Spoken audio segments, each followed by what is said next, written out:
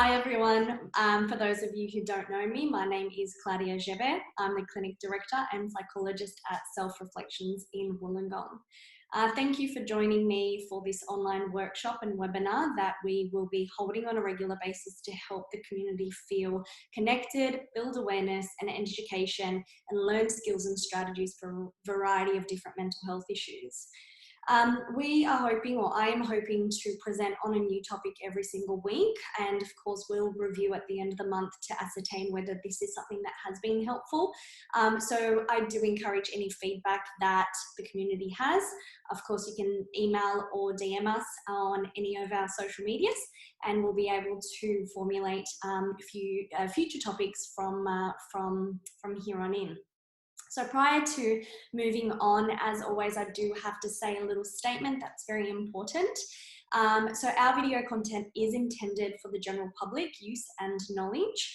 The information shared here is evidence-based at the time of production. This means that it is reliable, valid, and evidence or research supported.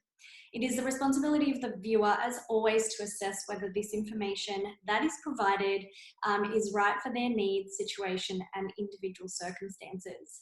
We offer information that is general and broad. It is not intended to, nor it should, replace a qualified mental health practitioner who is able to make judgments and decisions based on first-hand knowledge of an individual and their situation. So thank you for bearing with me for that little statement. It is important for us to get through. So today's topic is going to be about managing stress and anxiety in the current state of the world, and more specifically, this whole COVID thing that is happening and is impacting every single one of us. The reason why I wanted to highlight or discuss stress and anxiety is because not only am I noticing a lot of my clients in the practice coming in and I guess explaining a variety of different issues that they're faced with, it is weighing a lot on the community and myself also. I think every human at the moment is experiencing some form of stress and anxiety at their baseline, and it's really important for us to acknowledge that at the moment is normality, but we can definitely learn ways to ensure that we're not putting ourselves in harm's way or at risk of exacerbating those symptoms or that anxiety unnecessarily. And hopefully today's workshop will allow us to share some strategies and knowledge around what anxiety is, and promptly, I guess, tips to be able to work around it. So in regards, I guess, to what anxiety is, I always like to provide a little bit of information. Let me just... No, I'm just noticing that everyone is starting to join in. Wow. Hello, everyone. Hi. I'm so sorry that that everyone has had such a hard time trying to get online today. So thank you for joining me. I guess I'll just go straight into it. I will keep an eye out on, I guess, the participants in the waiting room. So I guess what I'm noticing is a lot of individuals are going to be joining us sporadically throughout today. So my workshop is going to be a little bit stagnated today. So I do apologize for those of you who have already engaged. Bear with me, and I think it's the problem with Zoom at the moment. It might actually be overworked this evening, but we'll see how we go. And yeah, and yeah, we'll see how this, I guess, progresses and goes from here on in. So, like I said, thank you so much for bearing with me. Let me see if I'm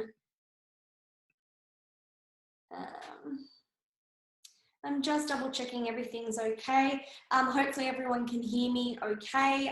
If not, please use the chat feature if anyone wants to ask a question, or anyone would like to mute their phone or unmute it, or if they can't hear me or anything like that, please send me a chat through Zoom, and then we can kind of move on with the workshop. So like I was mentioning, today is all about trying to work around our anxiety and stress, promptly in the context of what's been going on in the world around COVID, and naturally the distress we're going to feel as a human race. So I want to first of all normalize that feelings of anxiety and stress are quite normal and natural in situations like this, mainly because none of us have ever actually been through something as serious as this in I guess our lifetime at the moment. So it is something that we're all learning how to cope with. We're taking it day by day. But naturally, you are going to experience symptoms of mental health and anxiety and stress as part of a coping strategy to kind of get you prepared for what's uncertain and what's to come.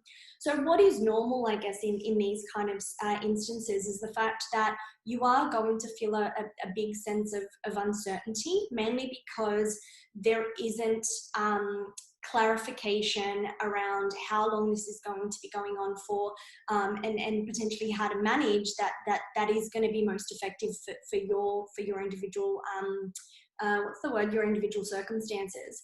So sitting, I guess, in that uncertainty and not having answers is definitely one challenging thing to be comfortable with, and I guess we're trying to normalize that is obviously going to happen. Not a pleasant experience, obviously. We're not saying anxiety or stress is going to be something that we love feeling or enjoy feeling, but I often do encourage my clients and everyone I guess I speak with, whether it be friends or colleagues or family. It's about leaning into the discomfort, leaning into the emotion, because emotions do tell us something. There is a message behind them, and we want to make sure that we are taking those messages and purpose of what these symptoms are trying to tell us. So first and foremost, if you're feeling stressed and anxious, that is normal. Welcome. I am too. We all are, and we're not trying to minimize, of course, the symptoms most of us experience, but it's just trying to create this sense of connection that you're not alone in feeling these symptoms and this uncertainty and uneasiness with the current situation. When we look at our understanding of what anxiety is, it is a normal physiological response in the body when we perceive that there's danger, a challenge, or something new, something uncertain. And I think tick, tick, tick, we've pretty much hit every mark of that when it comes to the current situation with COVID and the stress and discomfort that it's creating for us. So I guess in a way, our body is trying to tell us or prepare us for what's to come and what's currently happening. And it's trying to create, I guess, our capacity to be able to focus and ensure that we are paying attention to the things that we need to ensure our safety and capacity to protect ourselves and to keep us safe throughout this whole experience. So as we know, low or mild levels of anxiety or distress is quite, I guess, bearable, and quite fine to experience. But when it's a constant cycle in your mind or in your body, it obviously plays a big toll. It can influence sleep, it can influence our appetite, it can influence our engagement in things. So I guess in part, we do want to ensure that we are very much aware and in tune with what our body is doing at any given time, and making sure that we're actively participating in things to decrease that level of anxiety or stress that does build up over the course of the day or over the course of the week. So today we are going to be quickly going through a variety of different strategies for you to take on. Some you might already know and you might already do, which is fantastic. It brings it to the forefront of your mind. However, some might be new ones and ones that you didn't consider or you forgot that they even exist.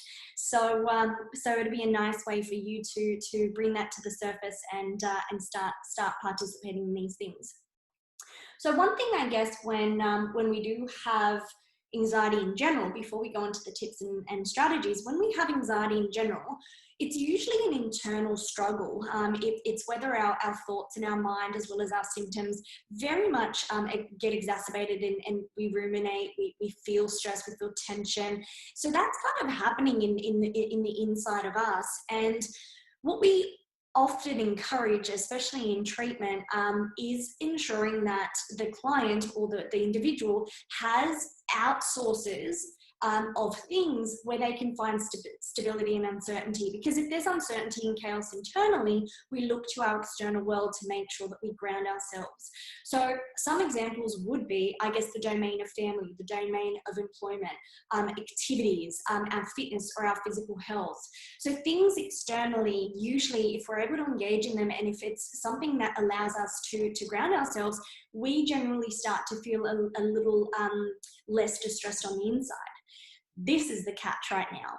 At the moment, all of those things externally are also now in I guess, states of disarray and chaos. And this is where the problem lies, where if we're unable to feel control and stability internally, and we can't access those things externally that would normally ground us, this is obviously where you can imagine distress and anxiety start to build very, very quickly, and prevent us from being able to feel that we have control over it, which, as you can imagine, the spiral and the cycle of anxiety starts to build itself on itself, and get worse and worse over time. So what we try and do is make sure that given the restrictions at the moment, we still have a way to be able to find things we can control in the uncontrollable, and decrease those symptoms of anxiety and stress that we do experience. So let's, I guess, sink our teeth into the strategies for you. So if you have a book or a pen or your phone or your laptop and you want to write them down, please do. When we will be posting these on YouTube, if you're already watching it on YouTube, that's fantastic. You can, of course, see them all below. However, for those that are here with us on Zoom, jot some things down and let me know how you go with them in the future.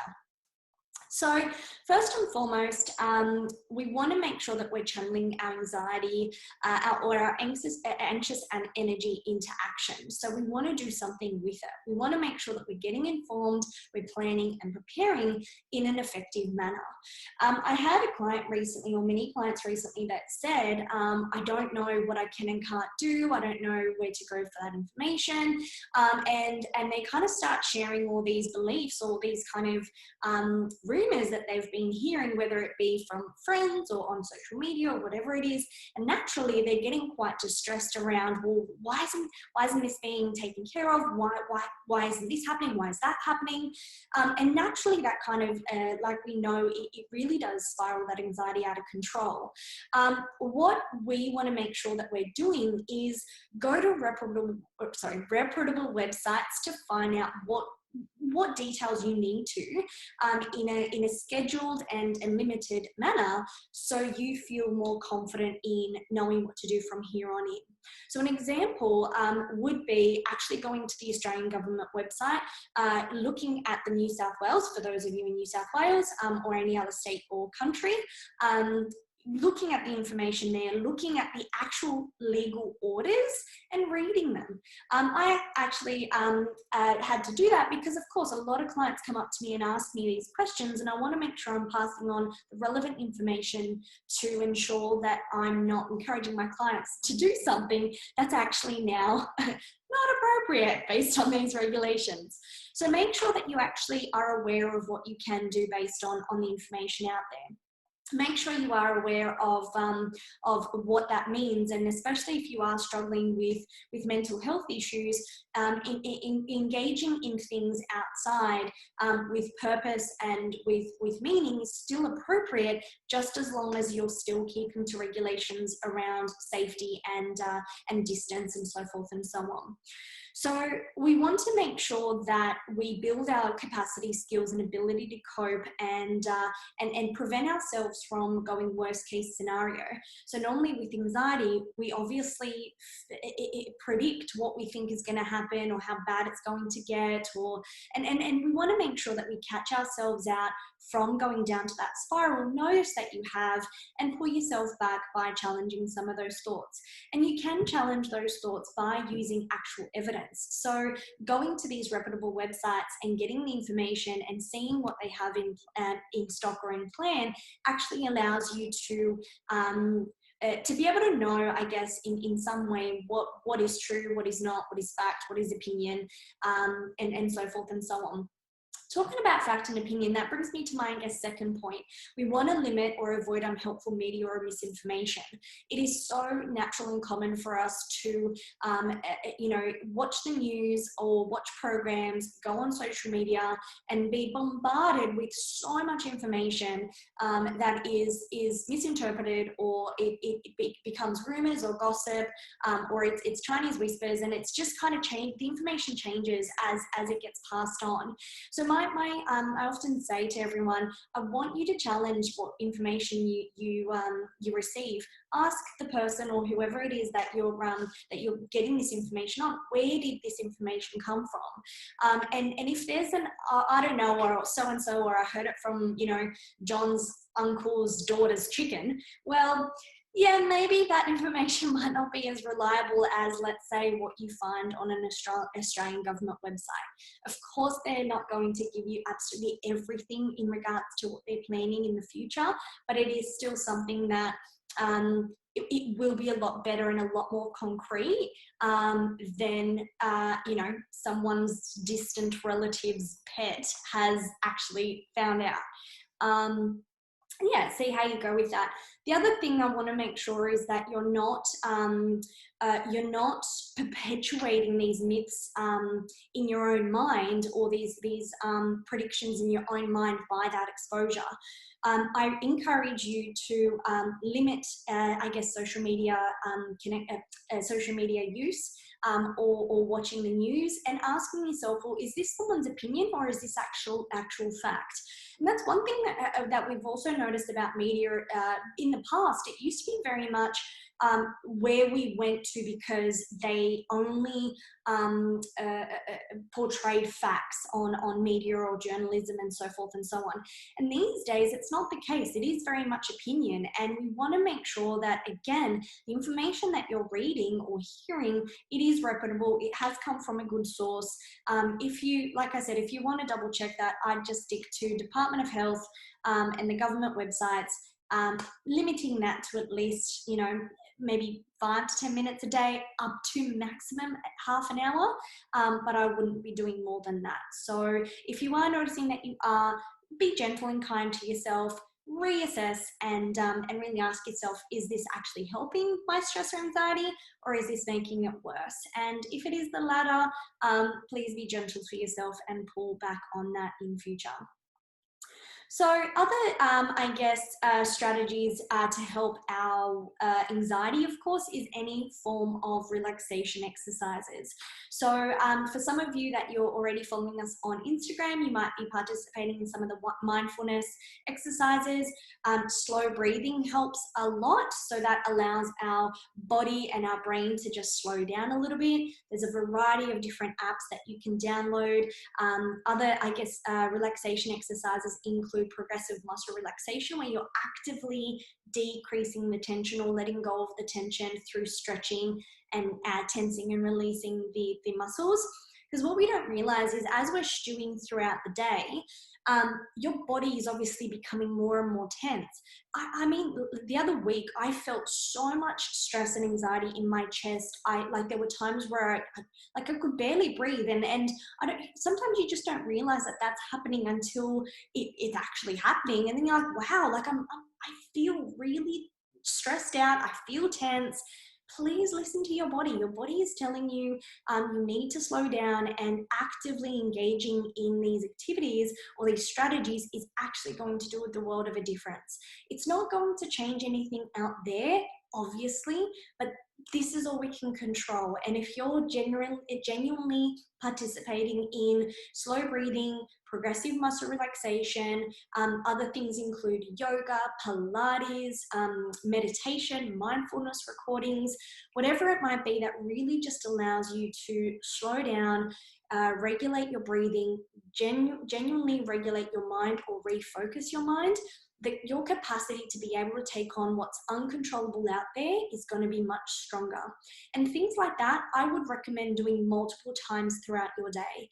Whether you're at home and not working, whether you're working from home, or whether you are still going to work, encourage you to squeeze these in, even if it is for 5 seconds. You sit down, you do your breathing, and then you progress with your day. It is imperative that that we do that to ensure that we're looking after ourselves and we're able to slow ourselves down.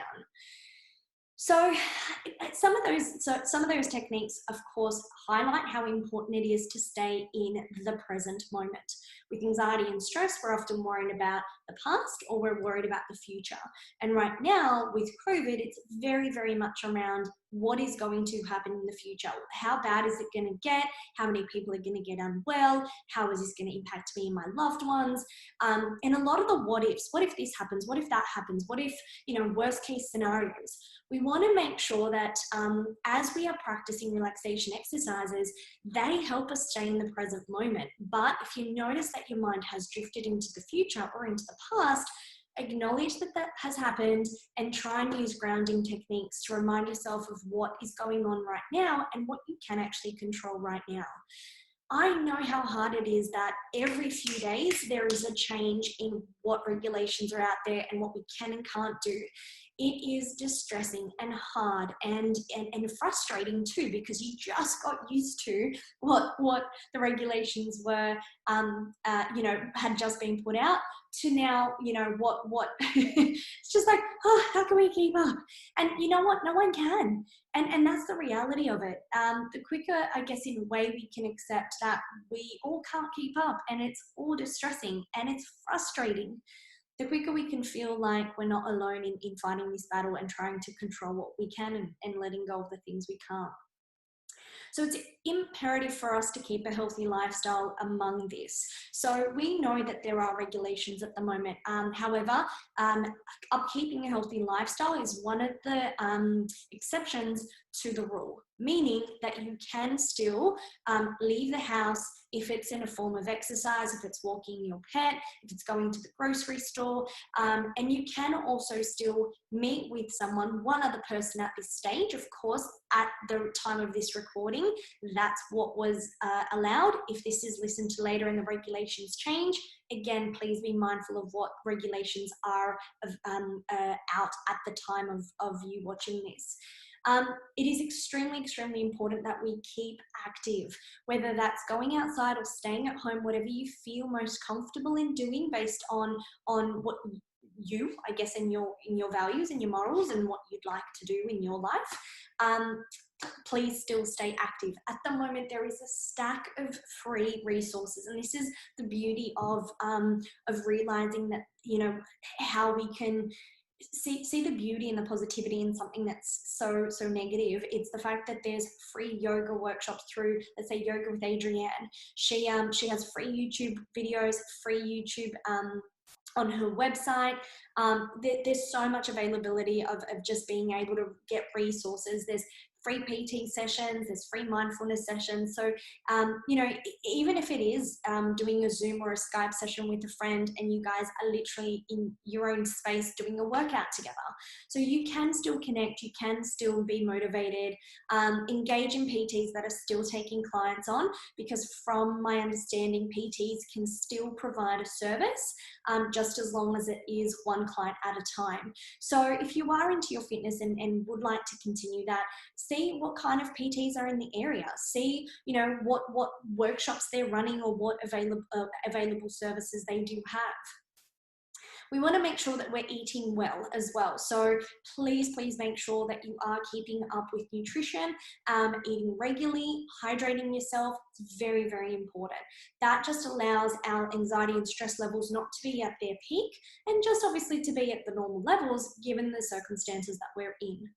Where possible, please go out in nature. Of course, be careful and always follow regulations, but please go out for a walk, for a bike ride, excuse me, put on your runners, get comfy and please go visit nature. And when you are, notice what's out there, notice the parks, notice the greenery, the birds, the weather, the warmth of the air or the coolness of the air. Please practice mindfulness and grounding techniques as you're out there, and enjoying, I guess, some of what we can still enjoy.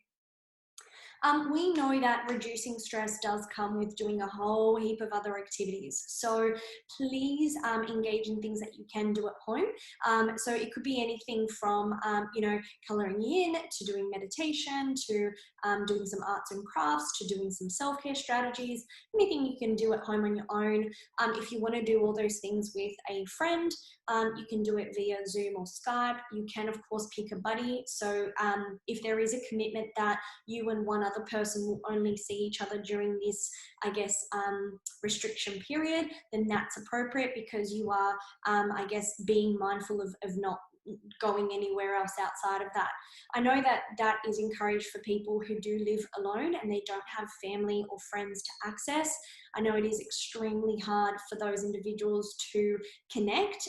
So please see if you can pick a buddy that you can meet, maybe to go for a walk with, or that you guys can kind of take turns in visiting each other, but making sure that it is, again, based on regulations.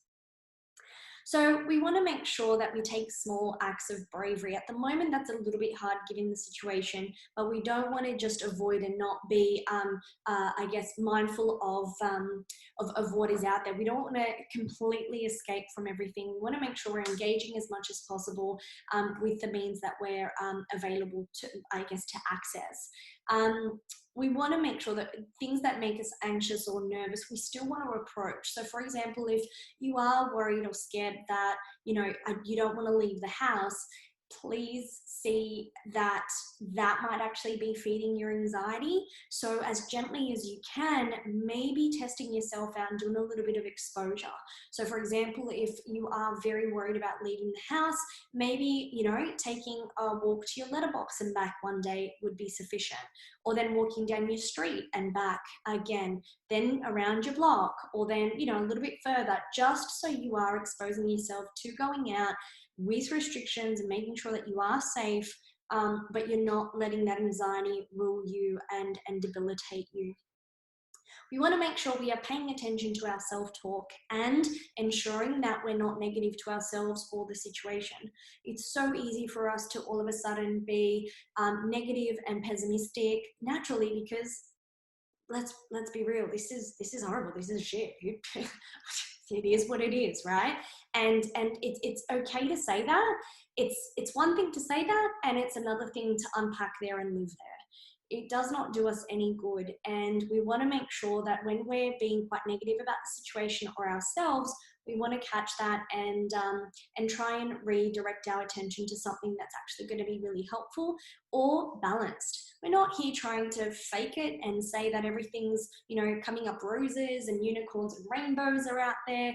No, it is what it is, and it's uncomfortable and it's distressing and we can't control everything. So see what are some of the things that you can pinpoint that are still things you love and enjoy, and that you can, highlight as positive things, and make sure that we don't want to overestimate the danger of the situation or underestimate our capacity or ability to be able to handle it. So try and think of different interpretations of a situation that are making you anxious, rather than jumping to the worst case scenario. And as I mentioned before, please look at the facts for and against your belief systems. And even if Most facts prove that, yeah, okay, this is actually not so good. That's okay that your level of anxiety is there. What we can do is maybe practice some emotional strategies like mindfulness and practicing acceptance and letting go, because there are going to be instances where we can't do much about it and it is really horrible. And those are ways that we can slowly work through that. Plan worry time. So if you, rather than worry just running rampant and taking up, 24/7, maybe plan a little bit of a worry time throughout your day, maximum an hour, where you're actually going through all the things that you're worried about. Use a journal, way to express it, really be able to start practicing some balanced self-talk, maybe even just suggesting what are some ways that you can work through some of the worries that are there, whether that be challenging your worries, whether it be looking up facts, whether it be going to do something self-soothing, whatever it is. By you expressing it and allowing you to actually verbalize that worry, you're acknowledging that that's still something that's important to you, and we don't want to invalidate ourselves whatsoever. So that's a nice way of being able to use up worry time in an effective manner. If you can cut it down to 30 minutes or even 15 minutes, that's even better. But I know for some of us, especially chronic worries, chronic worries, we want to make sure that we don't limit ourselves where then it's flooding into the other day anyway. So get to know your anxiety. Like I said, journaling is a fantastic way for you to be able to find out what you're actually anxious about and whether that's something that you do invest time in or you don't. So keeping a diary, whether your anxiety is little or whether it's intense, or when your stress is intense, this allows you to actually see patterns in your thinking styles and what you have done during the week or what has happened during the week and what you can then do going forward that will be helpful to some of the worries and distress that you are experiencing. It's kind of proactively managing your anxiety rather than, like I said, unpacking there and living in it without doing much about it. Learning from others is always nice, of course, if you do have others that you can connect with at the moment, because there's just an abundance of support and strategies out there. Please ask people how they manage their anxiety, whether it be your friends, your colleagues, your family, clinicians, whoever it is, just to be able to get a little bit of guidance, because it reminds you that you're not alone, that it is something normal that you are experiencing, and that every single one of us included, me included, does experience high levels of anxiety also.